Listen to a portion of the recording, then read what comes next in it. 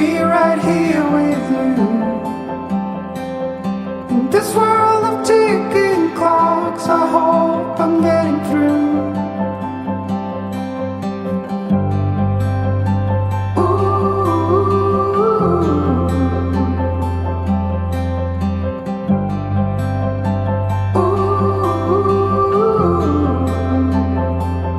So close your eyes.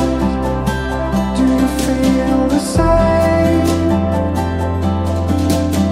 Only thing that matters without change. I will let you into my mind's deep. Recover the fallen tears that have been long asleep.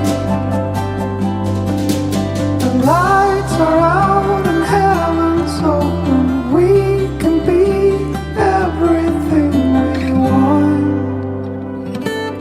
Oh, stop the clocks, the bees are humming in between the contrasts of our souls.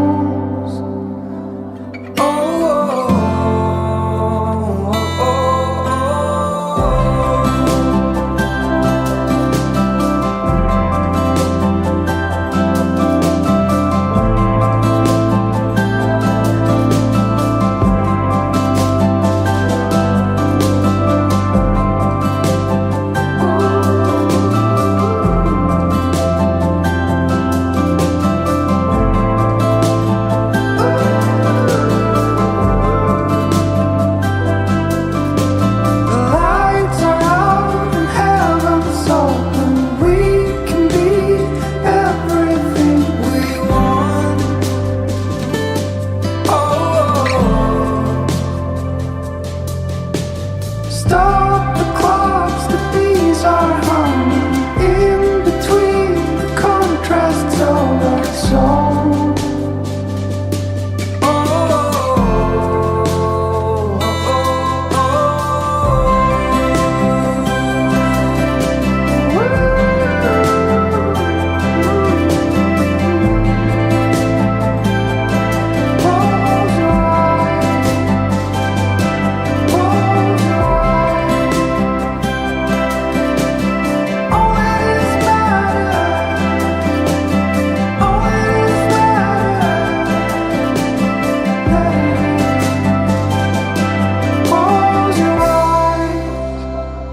Get out of your skin.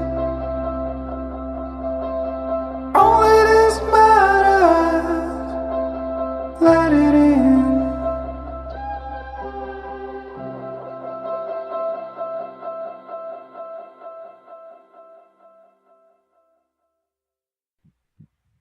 Good evening, everyone. Welcome to the Surprise Your Spirit show. I am your host, Kendra, from Surprise Your Spirit. I'd like to welcome everyone this evening and thank you for joining me, and thank you to all the listeners who are back again. Thank you anyone new who is tuning in. Just a little bit about me and about my show. So I am a psychic medium from Saskatchewan, Canada. I am also a natural energy healer from birth. And what people often ask me is, how did you know about your abilities? I've been extremely connected for as long as I can remember. I have actual memories from when I was in utero. So I am a natural medium, which means I didn't have a near-death experience or encounter a traumatic event in order to prompt my abilities out of me. So I am a double empath. I connect with people's emotions as well as I can connect with people's physical pain. I'm clairaudient, clairsentient. I possess a rare gift of clairolfaction, which is being able to smell energies. I pretty much have all of them. Claircognizance. So that's a little bit about me. I do private readings. I do energy healing. I do a lot of spiritual coaching. I ran a lot of personal growth workshops, and recently I just launched a women's group, a bi-weekly women's group on Tuesday evenings for an hour and a half, where women can pop in and network, and we can talk about all topics regarding spiritual growth, personal growth. The women who join the sessions, they run them, they bring the topics. It's all about them. I am just there to guide the session and offer my perspectives as guided by spirit on some of the topics. So we just come to learn and grow in a safe space and meet other people who want to learn more about tuning into their authentic selves. And then I have the show, and this show is all about all things spiritual, all things energy, all things new age pertaining to how we can better ourselves, to have a more happier, joy-filled journey here in this lifetime. So I do take suggestions for the show. If anyone knows of any people I could invite on my show that other people could benefit hearing from, you can always email me at Kendra at surpriseyourspirit.com. You can private message me on my Facebook page, Surprise Your Spirit. I do respond to every email or message that I do get. So clients always come first, but I do work my way through them. So if you do have suggestions, please send those to me, or referrals for people for the show. I'm open to having those. So I've been talking about the month of April and May for quite some time. And even March, I've had a wonderful lineup of guests. And this evening, I'm being joined by a phenomenal woman. Her name is Dr. Saida Desolets, and she has published several books. I don't know what to say about her. There's so many good things about her. So she really is working on helping others to live life on their own terms. She wants to live in a world filled with audacious, sexually sovereign women. She is a thought leader and a body philosopher. And like I said, she's published many books. The Emergence of the Sensual Woman is one, and The Illustrious Jade Egg is another. And she has a couple of things and getting her to talk about to keep people unclear what that means. She'll be successful in embodying sexuality while enhancing their sexual health. So I can't wait to see what she has to say, because shame that we discussed on some previous shows that women work through. So she's launched a year-long ambassador program for professional women who would like to bring their psychosexual method into their line of work.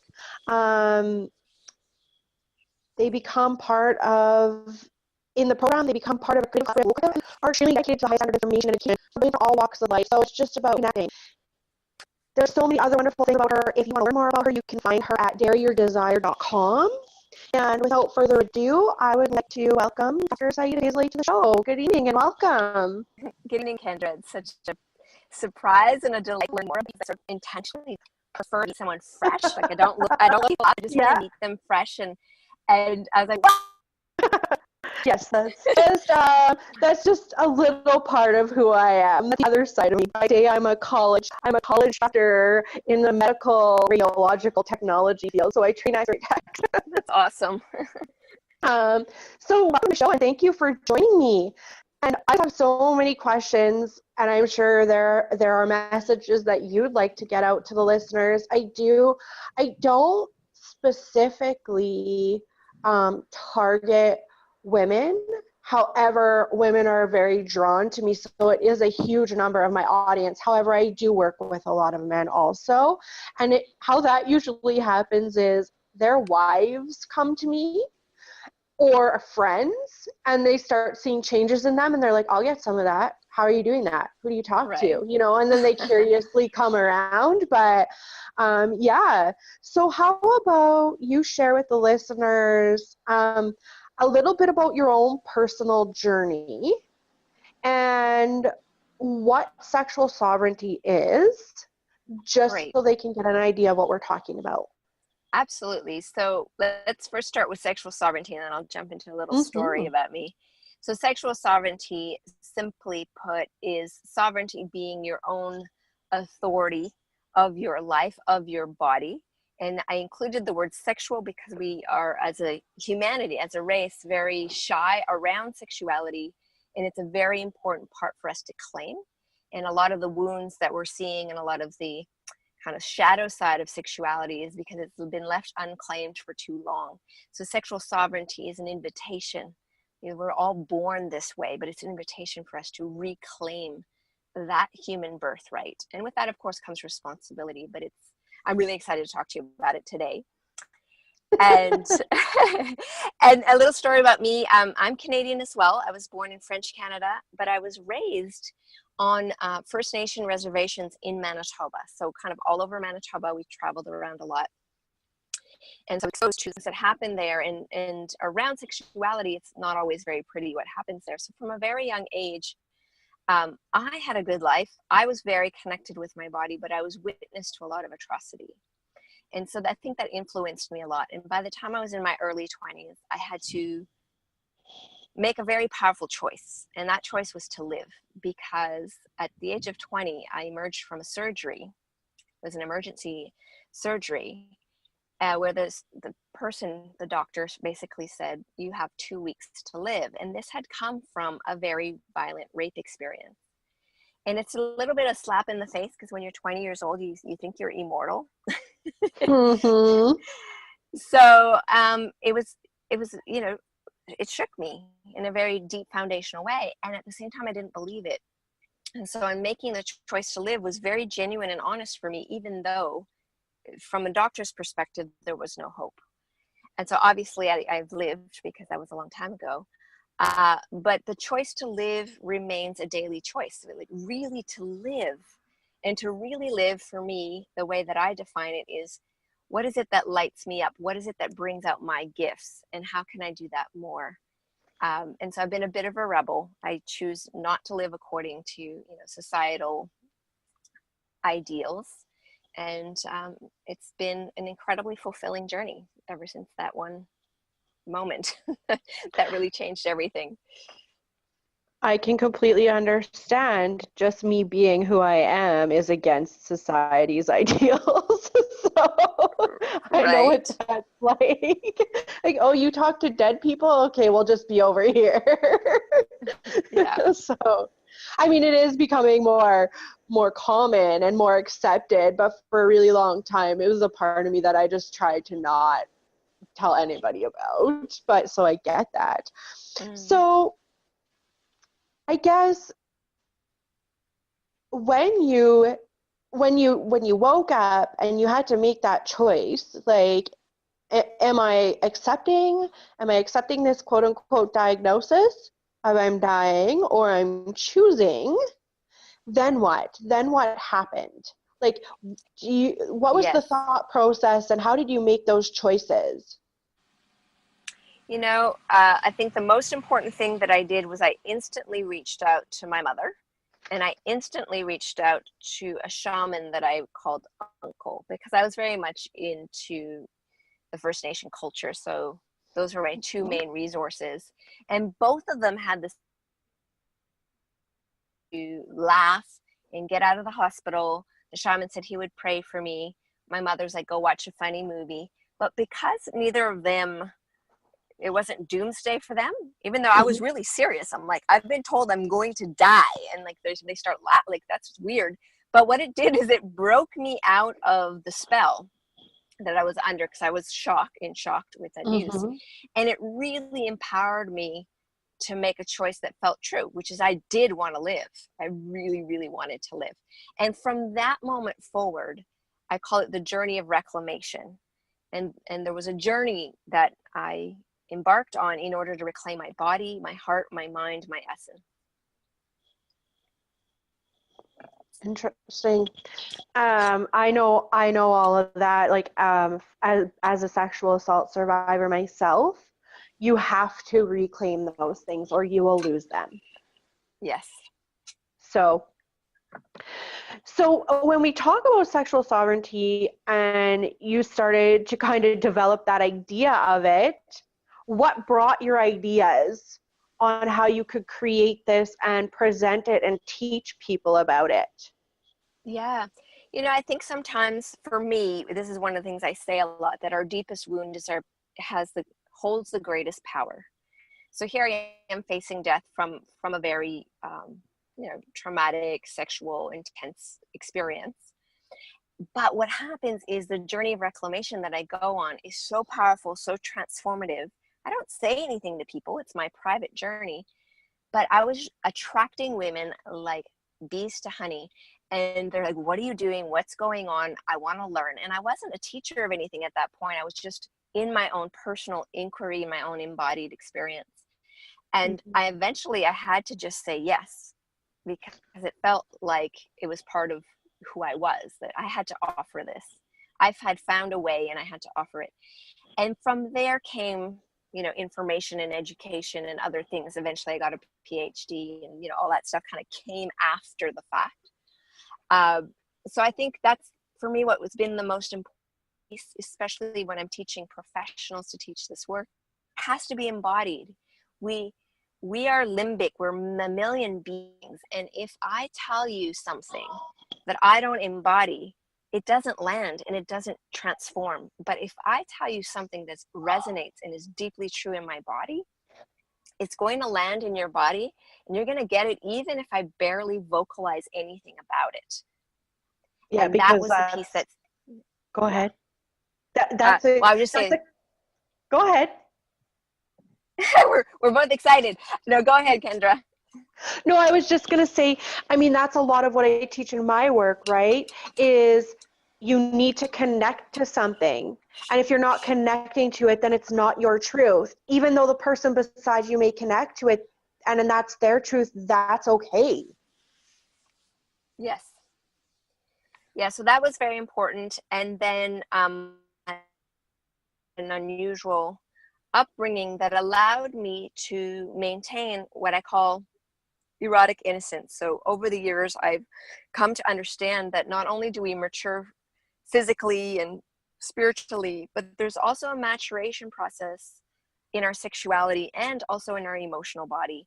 And as a human collective, we're being invited even more so now than ever to mature sexually and emotionally. But there is an evolutionary process, and we all start life in erotic innocence, but very quickly that's conditioned out of us. So I had an unusual upbringing where that wasn't conditioned out of me. And I think that that's what helped me be so comfortable with the topic and so in love with seeing women light up when they could understand something about themselves in a way that wasn't taboo and strange and awkward, but actually just very natural, kind of like breathing. Right.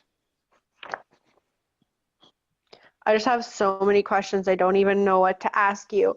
I guess this is a good one because I agree with you. Like, women they're not taught to use their sexuality as a part of them. They are told to hide it. And so, like, recently we've had this #MeToo movement, and it's been up everywhere. And, it's really, there's been a lot of talk about it. And what are your thoughts around this and behind it and why it's kind of come forward? Yeah. And how is that connected to sexual sovereignty? Yeah, great questions. I love it. So Me Too, I think, is a culmination right now. We are facing a calling out of accountability on so many fronts, politically, environmentally, socially. So there's a lot of these outings that are happening. So the Me Too movement feels very like a sign of the times. And it would make sense that as we're outing in all these other places of life, that something so foundational to human beings, sexuality, would also need to find its voice. So that I see that as a natural evolution. the part of the Me Too movement that concerns me, and because when you have trauma, if you don't do a pattern interruption, the trauma continues to cycle through, and we see this generationally a lot with trauma. So what needs to happen with the Me Too movement is that we, yes, need to absolutely own our story, come forward, ask for accountability, and then we need to take a deep breath and go, I no longer want my wound to lead the way. Here is the wound, but the wound won't have the power. And it's a very important distinction, because we could cycle back into more trauma if we're not careful, where we're overly identified, like our entire identity is based on the wound. So that's something that I'm in conversation with, say, in my communities, with the women that I coach, is what is leading? Is it the wound or is it the sovereignty? And that's where sexual sovereignty comes in. So I'm going to take a pause in case you have some comments, and then I can keep going. Yeah. No, I think that that's really great, and I very much connect with it, because in my spiritual clients, that's exactly how we get to the bottom of the things too. So please continue on. Yeah. So this choice, if you could imagine right now, if the listeners are there, if you look at your own hands and say in the left hand, you are holding the weight and the passivity, the culmination of your entire life experience that holds the wound. And then in the other hand, you hold your essence, your sovereignty, and all that's possible. So you have this beautiful dynamic. We're not going to ignore the wound, but what we're going to do is have such ownership. We're going to love it into wholeness in such a great way that it no longer leads. And so we're going to kind of bring those hands together, and something happens when we acknowledge the wound, but choose to lead through our sovereignty, choose to lead through what we would love. And Kendra, when I speak to a lot of women, they are so clear what they hate, what they don't want, what they can't stand, but they're not that clear, or they're intimidated to take a risk and be vulnerable enough to voice what they would love, because there's an automatic assumption that if I voice what I would love, it's so vulnerable because I may not get it. So it's better not to say anything. And what I'm saying is, it's actually important, because it is the vision that is the glue that we need as a collective to come together and solve this. What's happening with the wound is it's creating more and more division. It's even creating division within women and women's groups. And I'm seeing it going in a hyper accelerated stage right now. And so what's going to help us come together strongly is if we can dare to actually know our own hearts and dare to bring that forward. And yes, it will feel vulnerable, but that's how we change things. The thing about vulnerability too, I think that people don't understand, is that really that's just the label. It's a taught behavior.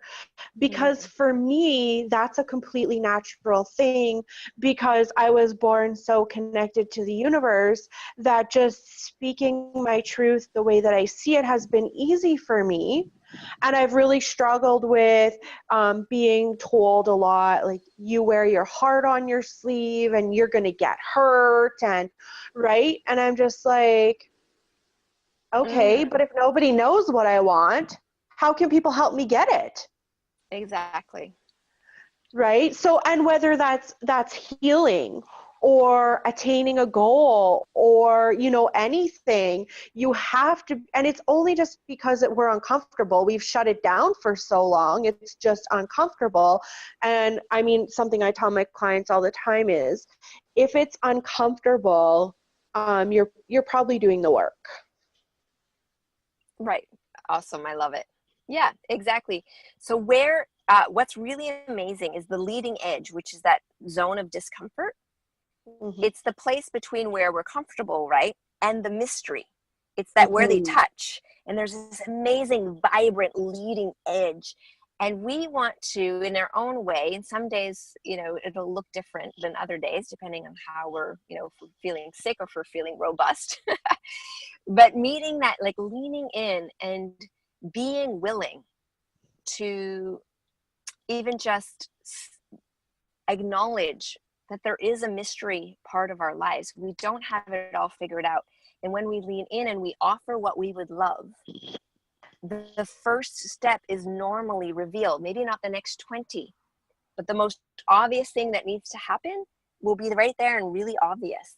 That's how the mystery plays with us and supports us in creating new things. Mm-hmm. I just love you. I just like could sit in a room and talk to you about this forever. So okay, and really this is really about people connecting with their spiritual truth and owning it, because you have to accept all parts of yourself in order to do that. Which brings me to my next question. Is it connected to, is your passion for this connected to any like wishful superpower that you wish you could have? I have many that I would wish I could have, but one of them right now in service to my mission on the planet would be if I had the superpower for people to just get how gorgeous and natural and beautiful it is to have a body and to be embodied and to inhabit that body. That would be amazing for me, because when I am surrounded by nature, for example, everything in nature doesn't sit there and have like a psychological breakdown about its existence. It just is. And so if I could spread the gift to people where it's okay, you exist and therefore you matter. And yes, none of us are perfect, but that's what's beautiful about this mystery. If that was a superpower that I could have, I'd definitely be waving that wand around a lot. I love that, because so something that I have found a lot with a lot of the women that I've been working lately and a lot of the coaching clients that I've encountered is not embracing their body, which then creates obviously that disconnect to sexuality and embodying that.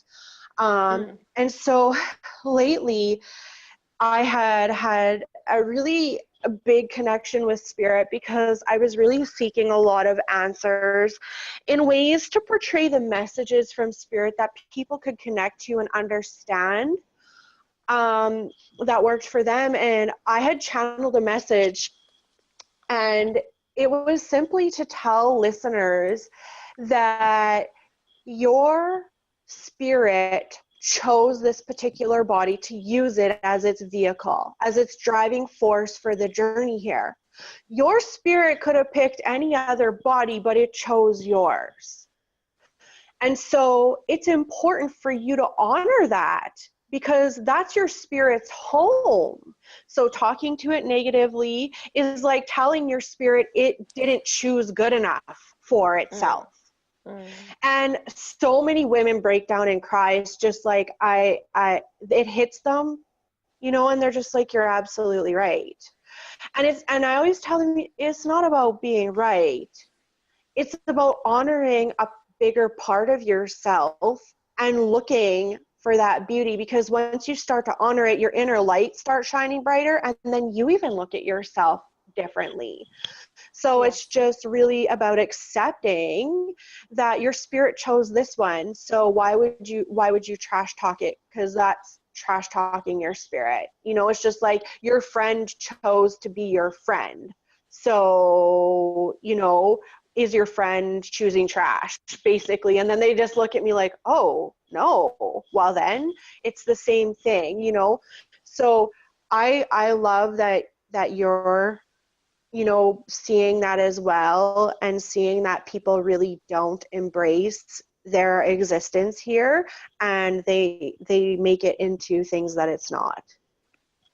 Yeah, and so there's two things I want to say to that. One is a quote from my friend Timothy Freak. He's an incredible philosopher, and he says that the body is the nightclub for the soul, which I think you'll appreciate. It absolutely is. Right? It's a fun place. It's a place to play. But the other thing I want to say is it's no one's fault, because here's the thing. the greatest damage that we've done to the beauty of each person is that we've taken domestication a little too far. So there is a need for socialization. Obviously, we're social creatures. We have certain ways of, we need to operate together, like how to drive on which side of the road, and, you know, just politeness. And there's certain things that make living together more pleasant. But we've taken it too far where we've made someone wrong for their uniqueness, made someone wrong for their own existence. And so that's the part of the reclamation that's really important. That's why sexual sovereignty, underneath the umbrella of that, is the definition that you get to decide how to live your life. You're the one who's determining your definitions about yourself, about what it means to be sexual and sensual and feminine, and if you're a man, masculine, and how that appears in the world and who you want to be with. It's nobody's business, but it is your business. And you actually need to take charge of that. And for us to look and question these adopted ideas and ideals that have just been peppered into our being since birth and continue to be so, is an act of rebellion. It really is. It's a quiet inner rebellion, but for you to question, go, wait a second, is that really true? Do I really need to look like that in order to be happy or sexy or acceptable or, you know, have pleasure in my being? And those are very important thoughts in the journey of reclamation. So I love it. Kendra, I don't know if you know that I run a community called the Daring Project, but it's for women only. But in that we explore, like, why would we want to be more daring? Why is daring so important? Because apathy is killing us. That's why. And we've always been daring. Humanity had to be daring to survive the wild. Well, and daring is being curious, daring, right? Now the wilderness that, yes, it's like daring doesn't mean like I dare you do something bad. Daring means having the audacity to stand feet are and go, I claim this. Having the audacity to say, if I dream it in my heart, it matters and it's viable, even if I don't know how it's possible. That's daring. Yes, I agree. Well, and it's about being curious. Like if I step into that, right? If I step into that, then what's next? Have to be curious. So curiosity is what's going to connect us, right? So daring and curiosity, to me, especially right now, there's so much conflict and division. If we can lean in and get curious, like someone saying, you know, blah, blah, blah, whatever they're angry at. And you're like, really, tell me more. Already you've diffused the thing because they believe you're not going to listen to them. So if you're saying, hey, I'm curious, tell me more, you've broken a pattern. Well, yeah. Now you're seeking connection. Exactly, because normally people are ranting because they feel like nobody's hearing them, right? Yeah, so if you just shift the energy of it, that totally makes sense. Okay, so we're going to take a little bit of a break, and then when we get back on the other side of the break, I would like to talk to you a little bit about, you know, the gap between men and women, what's shifting and changing in your perspective. I know this is something huge that I've been talking with people about probably for the past year. It's been a huge topic wherever I go. So I'd like to hear about that. Great. And we'll talk about a few other things, and I'll give you the chance to take some time on your break to gather some thoughts on what kind of message you'd like to leave everyone with at the end of our little chat. Perfect. All right, everyone.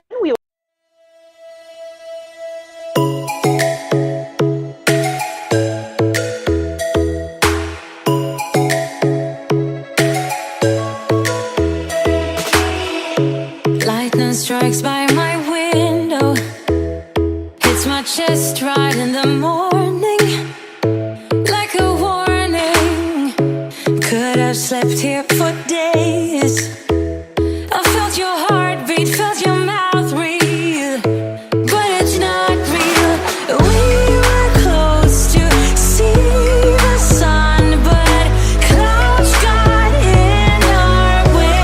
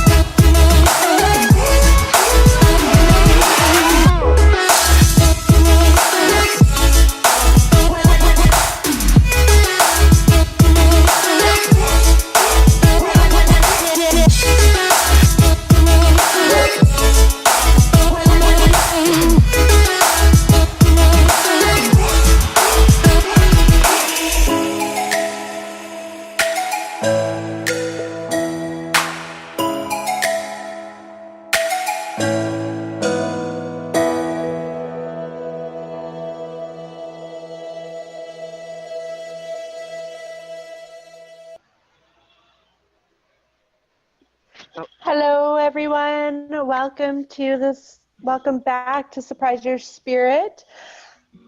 We are on the other side of the break here. I have Dr. Saida Desolets with me this evening, speaking on sexual sovereignty. And for anyone who's just joining us, please catch the podcast of this interview. There's some really great information in it. And so we were just going to pop in and talk about a couple more things here. So, Saida, I have a question about the Daring Project, actually. Sorry, guys, we're just having a bit of a... Hi there, Saida. Okay, I think I'm unmuted now. It's okay. It happens. Sometimes these things happen. So yeah, I just had a question about the Daring Project. Yes. We were just discussing that before the break. So is this particular thing, is this something people can join? How can they do that?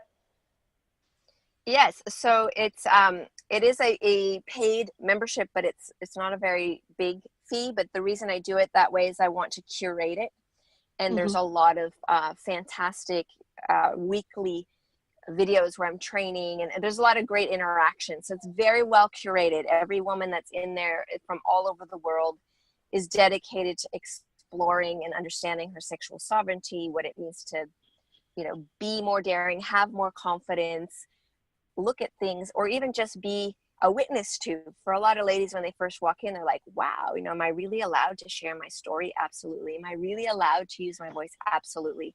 So it's beautiful because it's resetting a pattern that we have socially where we think we need permission to exist and we don't. So that project is very beautiful invitation for women. I'm sorry, guys, it's women only right now. and that can be found at thedaringproject.com, and it's free to try it. You get, I think, 30 days to try it. Great, thank you so much. Please check it out if you're interested. She did say it's thedaringproject.com if you're interested. Just to reiterate that. Now, before we went on the break, I was just saying that I'd like to hear your views on whether or not there's a gap being created between men and women and the growth that's happening. I know how I feel about this and how I connect to it on a spiritual sense and the messages that I receive from it. So what do you feel about that? Well, you remember how I was mentioning there's an evolutionary emerging process around our sexuality and our emotion. So if you look at just a general idea, we're kind of in the teen years. So one of the big things is independence, because we've been dependent for so long. So there's a bit of a reactionary place where we're like, hey, wait a second, this is what I'm about. I don't care what you're all about. This is what I'm about. And there's this reactionary place, but it's actually part of the evolution. So, so that's very important to consider. The other thing is, for me, within my own world, because I cherish and adore and I love both the men and the women in my world, I feel us getting closer. Actually, we're having deeper discussions. We're calling each other, like, just connecting in our humanity. But when I'm witnessing externally, I'm not only seeing division with men and women, I'm actually seeing it with women. Mm-hmm. And so what that points to is a little bit of that rebellious side. I need to find my independence, which is natural. But the other piece is, when the wound is leading, when there's a wounded animal, what does it do even when love comes close? Right? It hisses, it scratches, it fights, even if you're trying to, like, just give it some water. You're like, I'm trying to help you. So when there's a collective wound that's been exposed, as intense as say the Me Too movement, but also stuff around white supremacy, and like there's all these things being brought out, right, that are vulnerable and intense issues to look at. It's much more normal to be divisive than it is to attempt to create connection. So that's how I'm seeing it. And so the invitation that I have is, we need to actually adult ourselves. That's why, again, the sovereignty is so important. Individual who is now an adult has the responsibility to start owning the wound and start to share the vision of what they'd love, and keep bringing that into the conversation. And it may take, you might need to go away and ground. You might need to do a lot of self-care so that you feel good, because sometimes there's a lot of controversy around this. Take care of yourselves even more. It's like a birthing process. It's an evolutionary moment, so it's going to be very uncomfortable. We're going to have to die to our habits. And here's what victims do. Wounded people, they label, they blame, and they shame. Anybody notice that behavior these days? Any labeling, blaming, or shaming happening anywhere? It's everywhere. It's everywhere. Turn on the TV. Right? Radio, TV, social media, everything. So this is a flag, everyone. If you're witnessing labeling, blaming, and shaming, the reason it exists is because we're too uncomfortable to have a creative conversation. We want it to stop. We do this so we can shut someone up. So when I'm speaking and someone says, Saida, you're an anti-feminist because I believe that all women are powerful, that is a label. And when I hear that labeling, I'm like, okay, this person wants me to shut up. So what do I need to do? I need to actually take a breath, acknowledge their stance, and then actually keep leaning in. And because that's my choice, that's how I want to live my life, is to lead through example. If I want to live in a world where everyone's opinion matters, if I want to live in a world where you're sovereign and I'm sovereign, you're powerful, I'm powerful, you matter and I matter, I need to actually demonstrate that with how I socially interact. It's very important. And we all have that as an invitation. We either can react and be children about this, or we can actually step into our sovereignty, adult ourselves, and go, wait a second. I get that this hurts. I know I hate it when people call me names and shame me and blame me, but they're coming from a place where they're wounded. They want me to shut up. Okay, I'm going to take a deep breath. And keep offering the heart, and keep offering the curiosity, keep offering what you love. And we will see change when we take that on. Well, and it comes down to the saying, you need to be the change that you want to see in the world. Exactly. So if you want to be powerful and you want to see other people be powerful in a positive way, then you need to exude that and step into it. So I completely agree. That's very much the same as how I see things.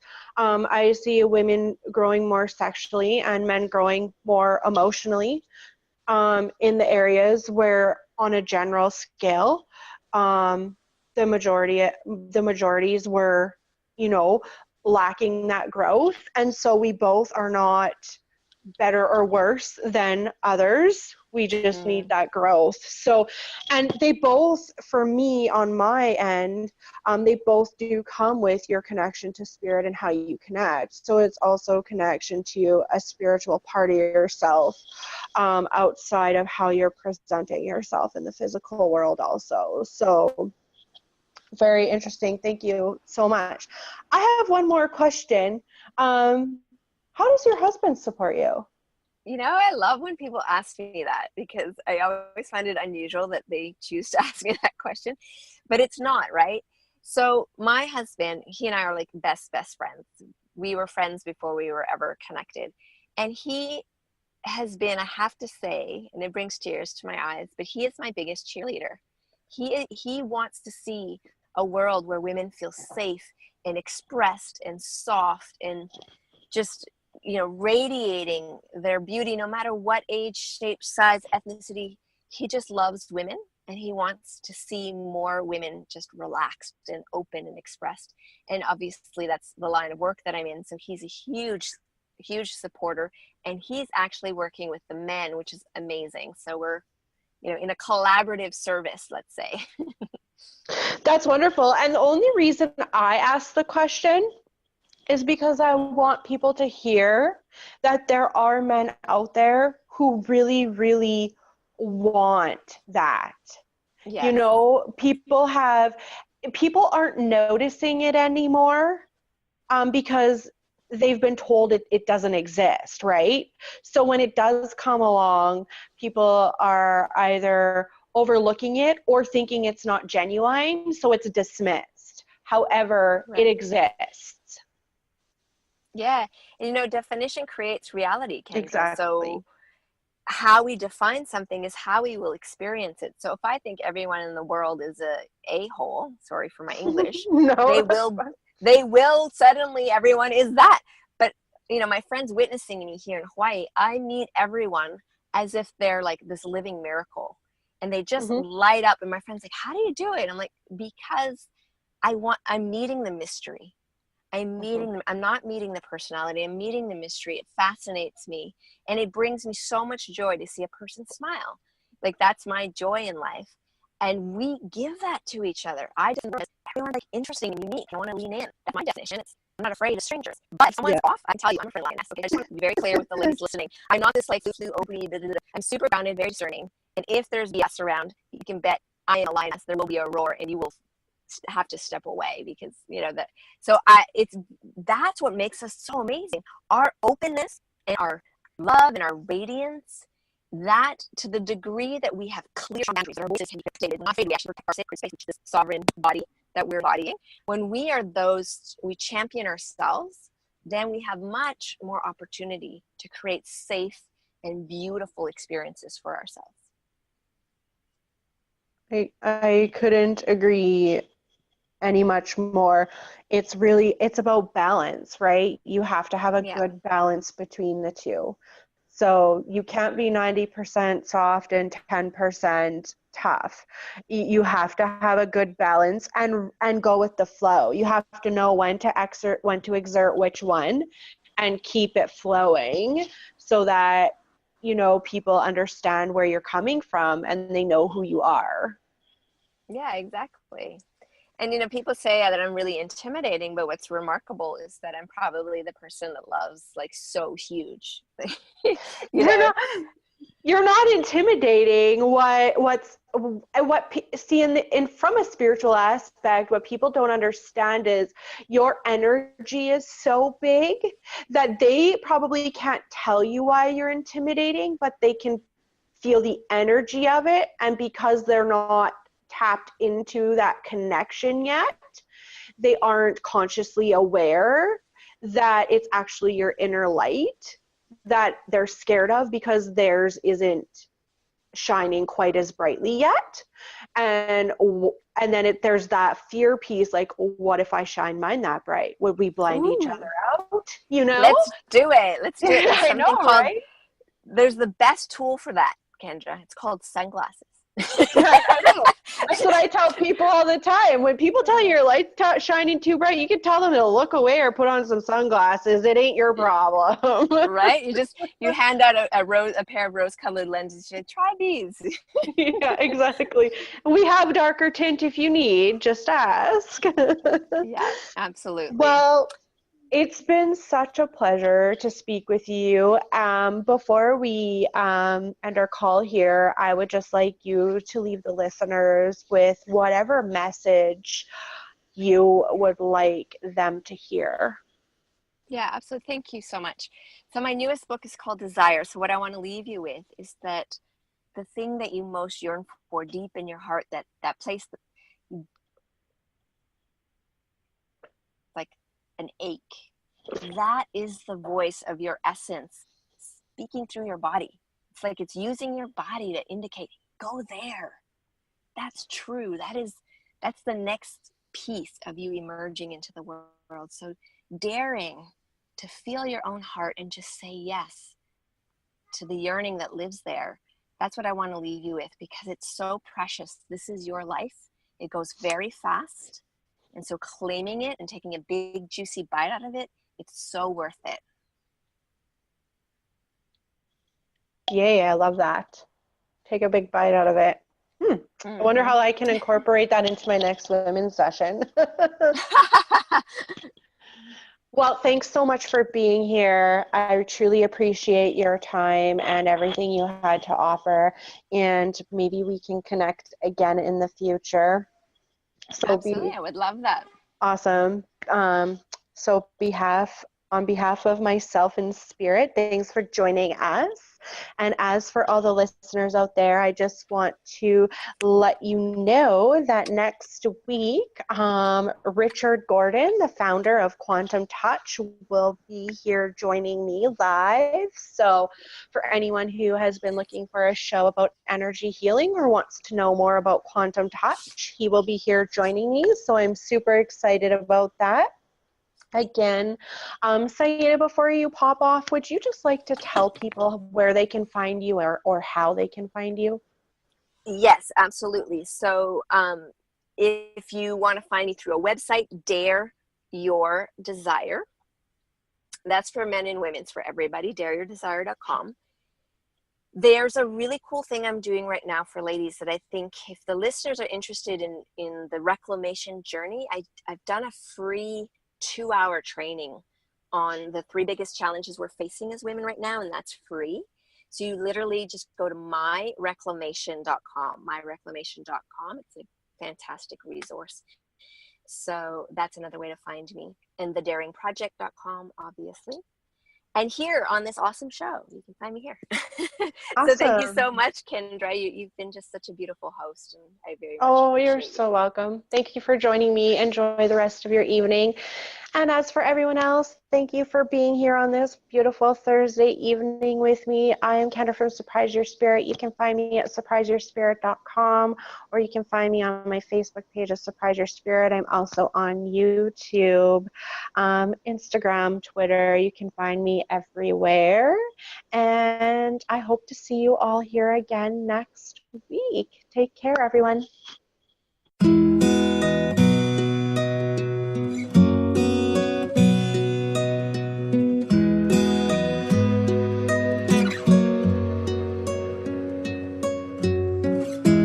Wasn't I meant to lie in your arms here for a while? I'm alive and I take you in. I've been falling, calling. When I reach out, you will hold on. Was it a rainbow falling? Was it a rainbow falling? When I touch you, it will break through. Was it a rainbow falling? Was it a rainbow falling? Oh, was it a rainbow falling? Oh, was it a rainbow? Here am I, meant to find a little peace of mind. You dream away for a day. All I need is true, and I'm falling, calling. When I reach out, you will hold on. Was it a rainbow falling? Was it a rainbow falling? When I touch you, it will break through. Was it a rainbow falling? Was it a rainbow falling? I've been falling and I've been calling. Oh, was it a rainbow falling?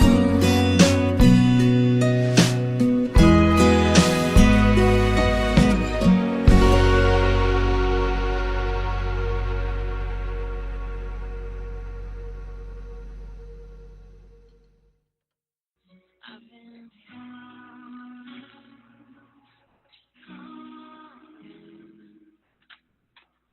when I reach out, you hold on. Was it a rainbow falling?